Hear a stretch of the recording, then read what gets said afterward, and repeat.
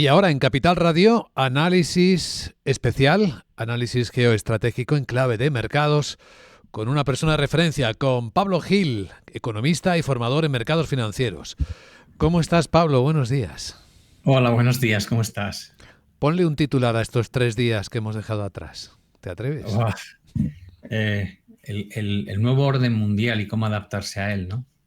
Porque los 3 días reflejan hasta qué punto nos inquieta no saber cómo lo estamos configurando, supongo, ¿no? Sí, ahora mismo hay más preguntas que respuestas.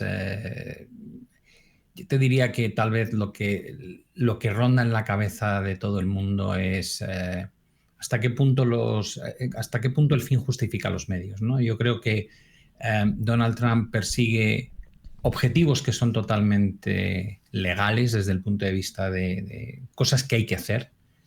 El problema son las formas. Muchas veces las formas matan el objetivo final y las formas creo que son las peores. Entonces hay como yo siento un poco en mi cabeza como una guerra interna, ¿no? Por ejemplo, si, no tanto a lo mejor hablando de aranceles, que ahora imagino que debatiremos sobre ello, pero Sí. reducir el coste de la administración pública. Es una obligación y deberíamos hacerlo en España y deberíamos hacerlo en Europa. Nos hemos acostumbrado a que nunca reducimos costes, siempre buscamos de dónde sacar más ingresos, que normalmente es con presiones de impuestos. Es una aberración. La administración, el tamaño que tiene, la burocracia, las trabas, es muy mal camino, con lo cual cuando escuchas lo del plan Doge, ¿no? Dices, sí, por fin lo van a hacer. Ahora, ¿cómo lo están haciendo? No es la forma. ¿Quién lo está haciendo? No es la persona indicada. Eh, Creo que con la guerra arancelaria pasa lo mismo. Es una buena aproximación porque efectivamente hay muchos economistas en todo el mundo que expresan esa misma dificultad para entender la forma, aunque con una parte importante del fondo estén de acuerdo, particularmente en la necesidad de reequilibrar unas cuentas públicas en las que hablamos de las de Estados Unidos, en las que los niveles de deuda están en niveles estratosféricos. A ver cómo financia eso el gobierno estadounidense si la economía se le para con la forma en la que está enfrentando todo esto, ¿no? Sí, creo que ahí está un poco el kit de la cuestión. Cuando mucha gente dice que se está pegando un tiro en el pie Donald Trump, la idea que subyace es que sí, si tú impones ese impuesto en la frontera de los productos cuando llegan a Estados Unidos, estás cobrándolo como el Tesoro estadounidense va a cobrar esos nuevos impuestos, le va a permitir reducir el nivel de endeudamiento, pero el que va a pagar ese nuevo sobrecoste es el consumidor y las empresas cuando los insumos se disparen en precio, ¿no?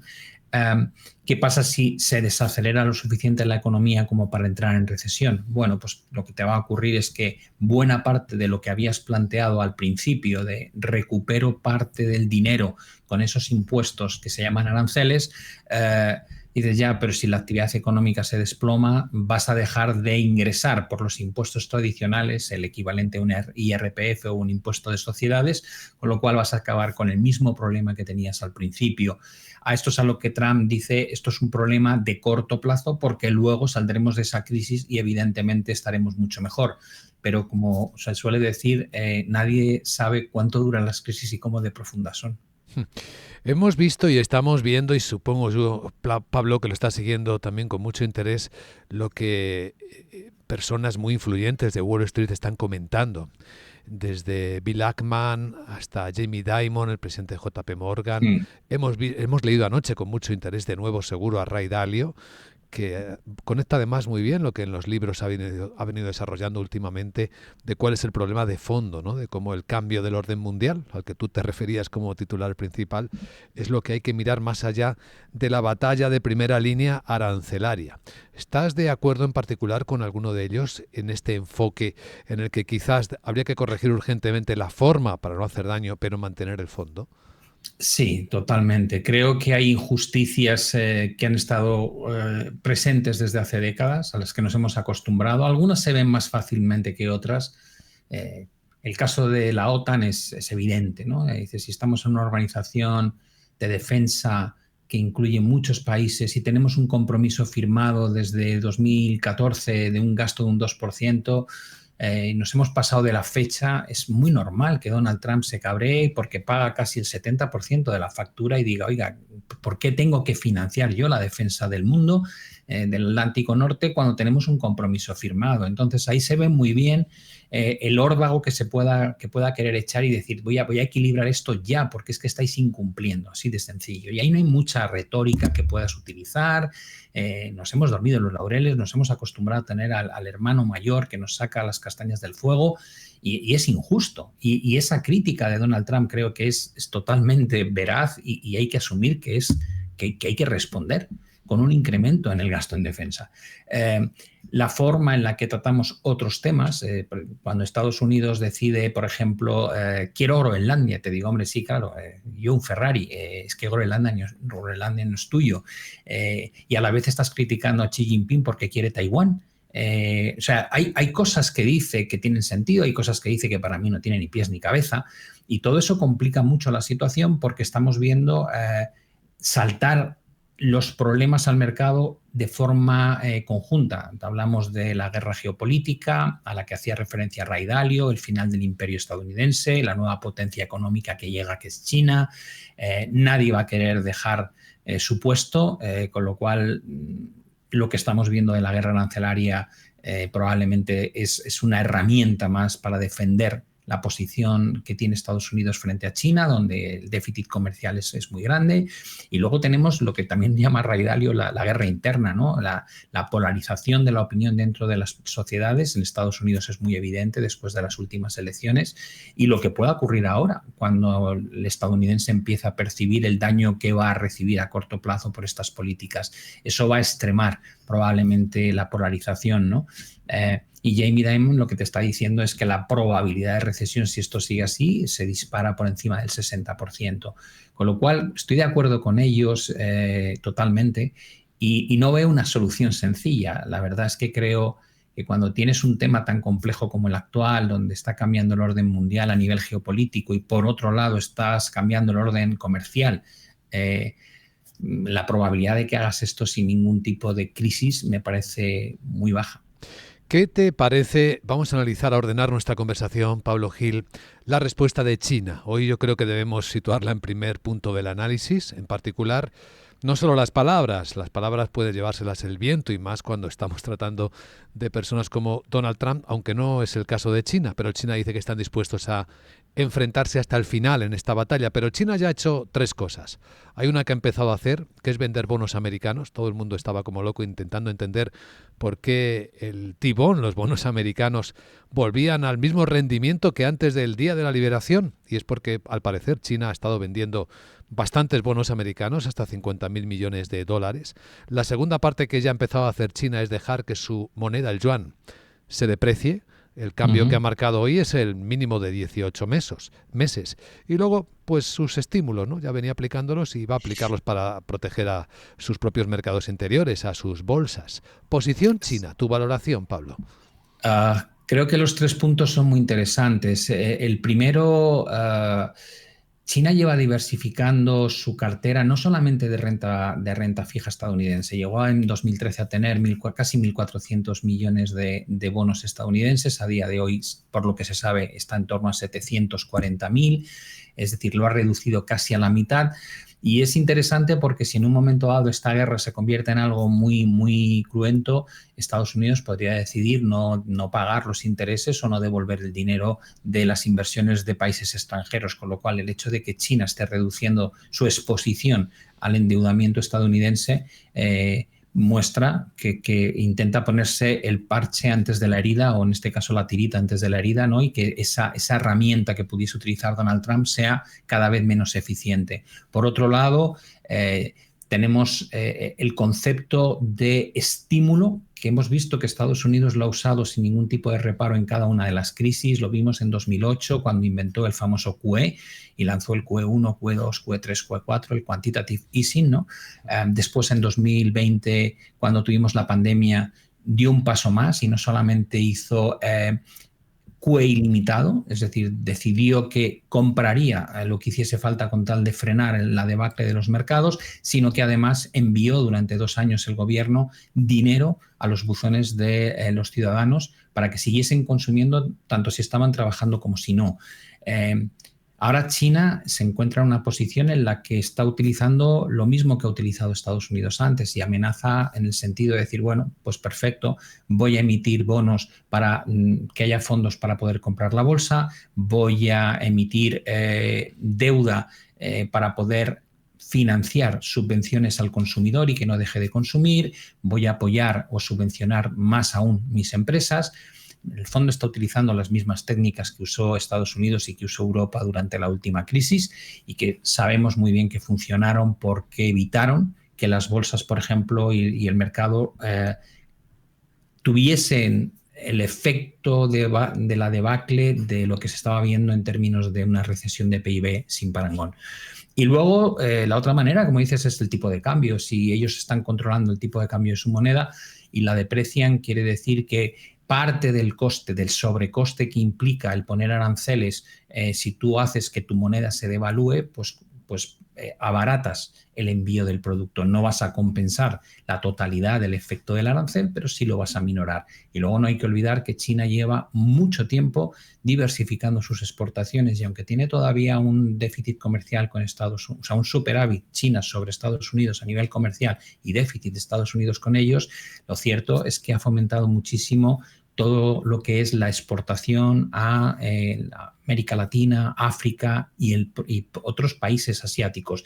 Y ahora ha reducido de un 21% a un 14 y pico por ciento el peso que tienen las exportaciones desde China a Estados Unidos. Todavía es muy importante, pero poco a poco está mostrando cómo se posiciona ante lo que podría ser una guerra comercial muy, muy cruenta. Sí, hablemos, Pablo Gil, de un elemento muy importante en la economía, que es la confianza de los consumidores. Son indicadores adelantados, los indicadores de sentimiento de mercado se fundamentan precisamente en eso. Y es algo que nos estamos preguntando, ¿hasta qué punto está cambiando rápidamente, como hemos visto cambios en el mercado, la confianza de los consumidores de distinta manera? Los americanos, fíjate, leíamos el Wall Street Journal esta mañana, cómo estaban comprando productos de Apple a toda velocidad, ¿no? Pensando que lo mismo se les iban a poner los iPhones a $2.400. Probablemente en Europa nosotros hacemos una encuesta y ahora ¿qué coche comprarías? ¿Un americano, un europeo o un japonés? Ganaban los europeos, pero ojo, que los japoneses siguen teniendo buena prensa entre los consumidores europeos. Pero se nota como un aceleremos compras que pensamos hacer en el futuro inmediato porque probablemente vamos a pararnos en un periodo muy breve si empiezan a subir los precios. ¿Te suena eso con el escenario que viene? Por supuesto, y lo vimos ya en diciembre, tanto en China como en Estados Unidos, como muchas empresas anticipaban la generación de inventarios antes de que entrase en vigor la guerra arancelaria. El consumidor y la empresa evidentemente no son tontos y si creen que todo va a estar un 20 o un 25% más caro pasadas unas semanas, pues el que quiere comprarse algo igual lo anticipa. Lo que pasa es que la generación de inventarios por parte de empresas no se hacen para cubrir un año o 2 años vista, sino para los primeros meses.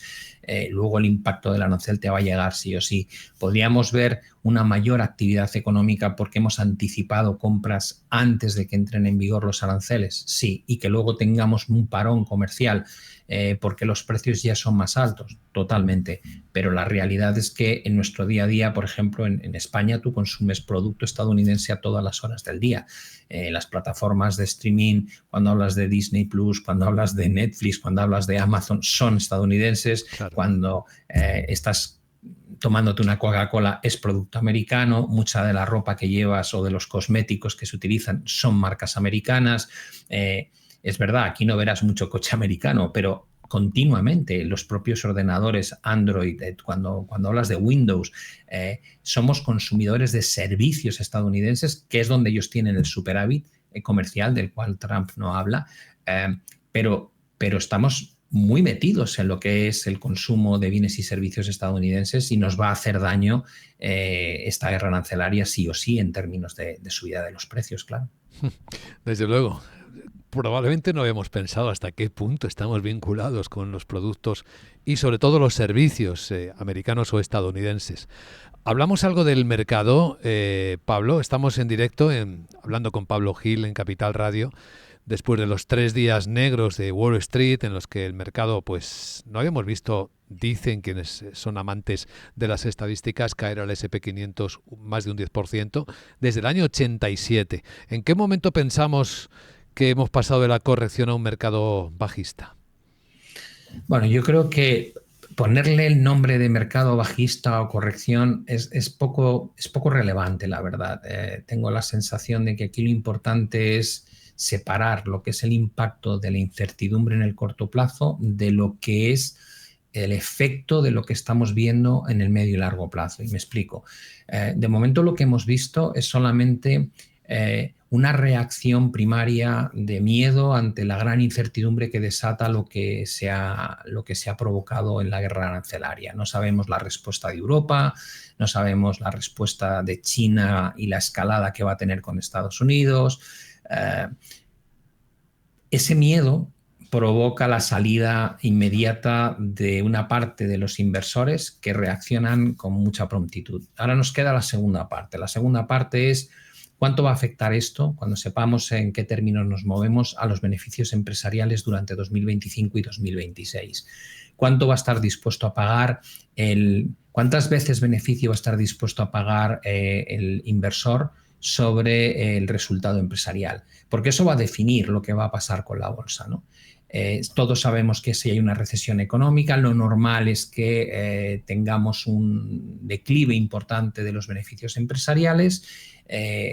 Una recesión sabemos que suele implicar mayor tasa de desempleo, menores ingresos, menor consumo, menor inversión, y todo aquello se retroalimenta y provoca la corrección o la entrada en un mercado bajista. Por el camino te puedes encontrar un escenario tipo 2020 donde a los bancos centrales y a los gobiernos se les vaya completamente la cabeza y metan un programa de estímulo tan brutal que compensen con creces el efecto devastador desde el plano económico. Eso pasó en el COVID. La bolsa americana acabó en 2020 en máximos históricos con la peor recesión de los últimos 100 años. ¿Cuál es el problema aquí? Pues que a diferencia de lo que pasó en el COVID, donde la inflación se desplomó porque no hubo actividad económica, una guerra arancelaria provoca presiones inflacionistas. Y eso nos lleva un poco al punto de si el gobierno lo que quiere es reducir el déficit, por tanto dice que no va a utilizar política fiscal expansiva y el Banco Central tiene que vigilar la inflación y no solamente una potencial recesión, ¿se podría replicar lo que se hizo en 2020? En mi opinión, es muy poco probable. Y si eso es así, es cuando tienes el riesgo de que la crisis económica realmente se traslade al comportamiento del mercado financiero y eso provoque realmente la entrada en un mercado bajista como no hemos vivido desde el año 2008. Eso te obliga a monitorizar muy de cerca, claro, los movimientos de los mercados. ¿En qué posiciones confiarías ahora mismo, Pablo? Además de la liquidez. Bueno, te diría que la diversificación es no solamente en momentos de crisis, sino siempre es la mejor arma que tiene un inversor. Esa diversificación afecta tanto a nivel geográfico, es decir, si estás en bolsa, tienes que estar en bolsa estadounidense, en bolsa europea, en bolsa de mercados emergentes, no solamente en un sitio. Si tienes diversificación buena, no solamente estarás en renta variable, sino que estarás en renta variable, en renta fija, en inmobiliario, en materias primas, en algo en criptomonedas, es decir, tocarás todos los activos y luego estarás en todos los espacios temporales. Tendrás parte de tus posiciones que gestionas en el corto plazo, otras tendrán una visión más de medio plazo y luego tendrás cartera que está pensada a lo mejor de cara a tu jubilación, que no deberías reaccionar excesivamente ante los movimientos que se están produciendo ahora. Eso es lo que te va a dar básicamente una posición de equilibrio. Tendrás que reaccionar en tu posicionamiento de corto plazo porque lo que está pasando es una hecatombe o tendrías que haber reaccionado ya, pero no tendrías que hacer demasiados ajustes en la gestión de aquello que tienes para los próximos 20, 30 o 40 años, porque fíjate lo que pueda ocurrir en todo ese periodo de tiempo, ¿no? Desconocemos completamente lo que va a pasar, pero la diversificación es realmente el mejor amigo de un buen inversor, no solamente en momentos de crisis, aunque es ahora cuando más se nota. Pero hay dos maneras de hacer eso, de lo que hablas, Pablo. Una es la cartera de mercado, o sea, compras el mercado en las proporciones que están representados en el mundo los distintos activos. Esa es sencillísima. Entonces te va a pasar lo que le pasa al mundo. Y otra es un asset allocation inteligente, intentando infraponderar aquello que representa un mayor riesgo o incluso también puedes ahí calificar por volatilidad y sobreponderar al revés, ¿no? Aquello que veas como más tranquilo. Bueno, yo te puedo decir de lo que hago, no quiere decir que sea lo correcto, ¿no? Pero yo en 2022, en enero, me bajé de la bolsa y luego en 2023 y justo enero 2024 me monté, pero solo en la bolsa china porque había bajado un 75%. Desde enero de 2024 la bolsa china lo ha hecho un 40% mejor que la bolsa estadounidense. Y todavía tengo esa posición, pero evidentemente la estoy analizando teniendo en cuenta esta guerra comercial entre Estados Unidos y China. Todavía hay una rentabilidad muy positiva desde que yo lo compré, pero evidentemente me veo obligado a evaluar si quiero seguir con esa posición o decido ya cerrarla y generar una plusvalía. ¿Qué he hecho durante el tiempo en que no he estado invertido en bolsa? Pues he incrementado mi posición en el oro, por ejemplo. Compré criptomonedas que las cerré a principios de este año, cuando llegó Bitcoin a 100.000. Ahora he vuelto a comprar un poco, aprovechando la caída al objetivo de 76.000, 75.000 que teníamos en mente. Tengo bastante renta fija, donde obtienes una rentabilidad por encima del 4% en Estados Unidos de forma recurrente desde hace ya bastante tiempo.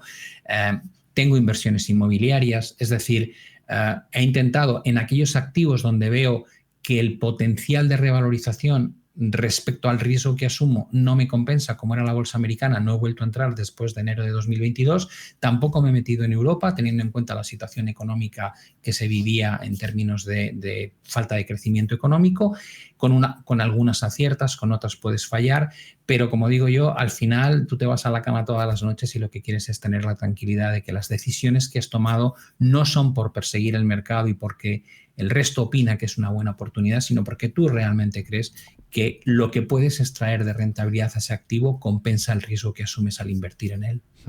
Desde luego, esta conversación riquísima con Pablo Gil se puede convertir en una clase magistral, no solo para entender el momento que vivimos, sino también las opciones que tenemos como personas individuales, de quien depende la última decisión. Siempre recuerdo esto, nosotros somos los últimos responsables de nuestras decisiones. Pablo Gil es economista y formador en mercados financieros. Y te agradecemos mucho, Pablo, estos minutos compartidos con los oyentes y espectadores de Capital Radio. Un saludo muy cordial. Muchas gracias, que vaya muy bien. Capital, la bolsa